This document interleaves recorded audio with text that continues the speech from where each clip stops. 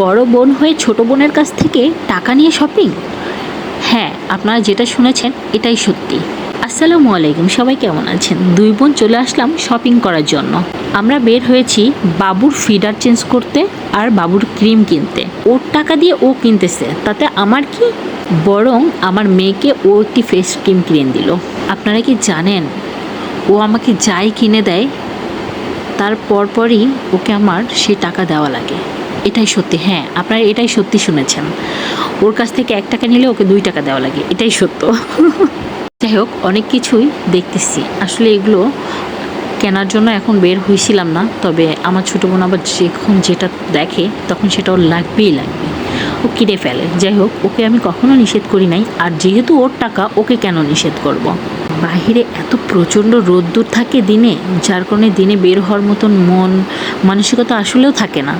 ওই জন্য সন্ধ্যার পরে দুই বোন বের হলাম কেনাকাটা করার জন্য। যাই হোক, লিপস্টিকে ছোট্ট একটি আয়না দেওয়া আছে, আমি আনিশাকে দেখালাম। আমার রোদ্দুর একেবারেই ভালো লাগে না, ওই জন্য আমরা সন্ধ্যার পরে বের হই। সব সময়ের জন্যই সন্ধ্যার পরে বের হই। আর শীতকাল হলে কথা নেই, শীতকাল হলে একটু বের হতেই পারি মাঝে মধ্যে, তবে একেবারেই যে বের হয় না এমন কিছু না।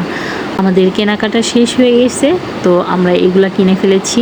তো যাই হোক, আমাদের আনিশাকে বললাম তুমি বিল দাও। যাই হোক, ওর টাকা ওই বিল দিচ্ছে, এটাই সত্যি। আমি ওকে দিচ্ছি না, বরং ইদানিং ওর থেকে আমি টাকা নিই। হ্যাঁ, আপনারা এখন বলতে পারেন ও টাকা পায় কোথায়? আমি দিই, বাবা দেয়, মা দেয়, আম্মু দেয়, ভাইয়া দেয়, তো ওর টাকার অভাব নাই। মাশাআল্লাহ, ওর আমার থেকে ওর টাকা বেশি। আর যখন টাকা না থাকে আমি কিন্তু আমার ছোটো বোনের কাছ থেকে নিই। হ্যাঁ, সত্যিই শুনছেন, আমি ওর থেকে টাকা নিই। তো যাই হোক, আমাদের কেনাকাটা শেষ হয়ে গেছে, আমরা এখন চলে যাব ডাইরেক্ট বাড়িতে। আশেপাশে কোথাও তাকাবো না, একদম সোজা বাড়িতে চলে যাব। আপনারা কি জানেন দৌলতপুর 7-7 নাম এখন মনা হয়েছে। যাই হোক, বাড়িতে চলে এসেছি। দেখেন কী কী কেনাকাটা করেছি। হ্যাঁ, ছুরিটা সামনে আনলাম না। যাই হোক, এই যে আমার আম্মা যান, ওরে আমার আম্মা যান রে, আমার সোনা পাখি এটা আমার। আমার আম্মা জানের জন্য সবাই দোয়া করবেন, আমার প্রিন্সেস।